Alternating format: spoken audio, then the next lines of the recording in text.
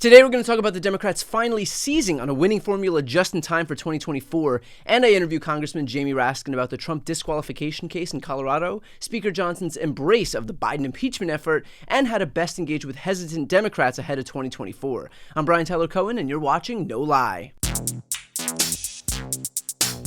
We've got a pretty seismic update here with Democrats finally seizing on a winning formula heading into 2024.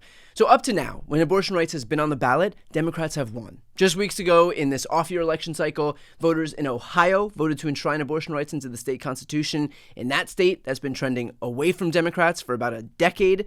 On that same day, voters in Virginia rejected Governor Glenn Youngkin's proposed 15-week abortion ban by stripping him of control of both chambers of the state legislature. Pennsylvania voters overwhelmingly elected a liberal state Supreme Court justice in a state that was largely a race that was largely predicated on abortion, meaning anywhere the Democrats had abortion measures on the ballot, they won. Now we look back to last election cycle, the midterms in 2022. Voters in California, Michigan, and Vermont passed a state constitutional amendment guaranteeing the right to abortion. Voters in Kentucky and Kansas rejected amending their state constitutions to include language opposing abortion protections. And voters in Montana rejected a measure threatening medical workers with criminal charges if they didn't intervene in attempted abortions. All of which is to say, in the nearly dozen elections with abortion either directly or indirectly on the ballot, Democrats or the pro-choice contingent have won all of them. Their streak is unbroken, regardless of how otherwise conservative a state is. From Kentucky to Ohio to Kansas, voters are not here for the GOP's extremism on abortion rights.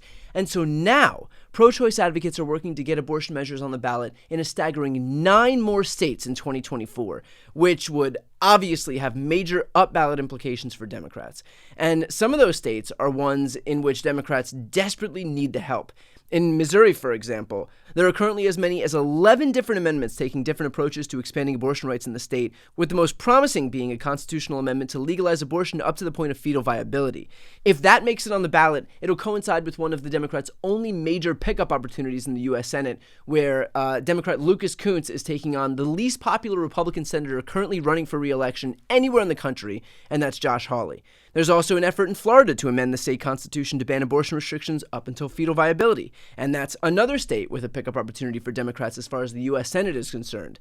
There's an effort in Arizona where they're seeking to put a constitutional amendment on the ballot to create a right to abortion up until fetal viability.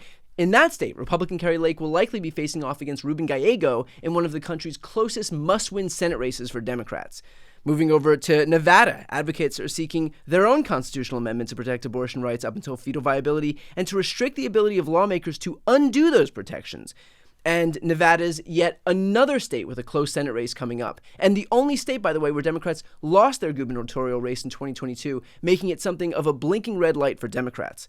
Then we go to New York, where the measure on the 2024 ballot is already a sure thing, but that is a state where we expect new maps to be put in place in time for 2024 because they're being redrawn, meaning we could see a swing of as many as 6 House seats for Democrats, but that is only possible if people turn out. Add in Maryland's Colorado, efforts in Nebraska and South Dakota, and Democrats seem to have finally seized on a winning formula ahead of 2024.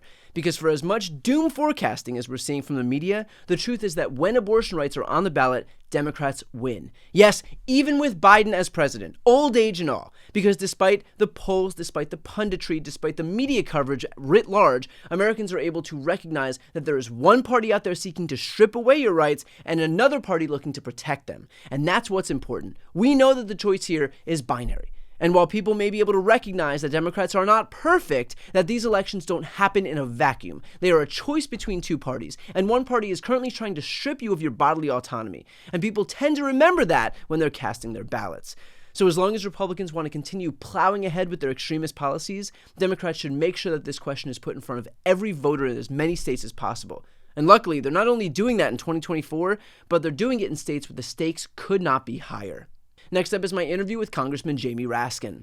So let's go into the latest court case, this Colorado case. A Colorado judge has issued 2 rulings in the 14th Amendment case regarding Trump being disqualified from the ballot, that Trump did incite an insurrection, and also that the ban doesn't apply to presidents. So I want to take on the second part first.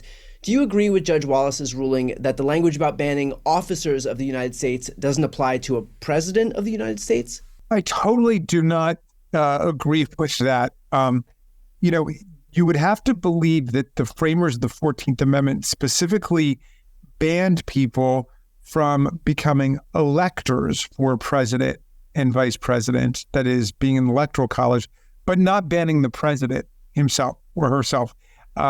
It just makes no sense. The president is the person who, as we saw on January 6, 2021, poses the most danger if he decides to overthrow the constitutional order and seize the presidency. So there's no textual exclusion for the president. The language is written in as comprehensive a way as possible. And it seems clear to me that the framers of the 14th Amendment wanted to sweep in the president along with members of Congress, members of the Electoral College, and any other civil or military office. It just seems sweeping and comprehensive. And there would be no logic for saying that it shouldn't apply to the president when the president is potentially the most dangerous actor and has the resources at his disposal as the commander-in-chief of the armed forces in times of insurrection and in times of war. So I don't agree with that. I do think that Judge Wallace did reason properly when it came to Trump having actually participated in insurrection. And that's just an airtight and detailed and comprehensive part of the opinion. And she herself says that, it might sound preposterous to say that it shouldn't cover the president, but that was her reading. And it's all based on the idea that the president takes an oath to uphold and defend the Constitution, whereas other people take an oath to support the Constitution. And Section 3 says that nobody shall hold an office who has previously taken oath to support the Constitution. And so that's a very thin reed to hang it on. Obviously, swearing to uphold and defend the Constitution is swearing to support the Constitution. Right. Well, can you talk about why Section 3 of the 14th Amendment was put in place originally? Because I think the history here is especially important. Yeah, the history is revealing. This is right after the Civil War. It's during the Reconstruction period.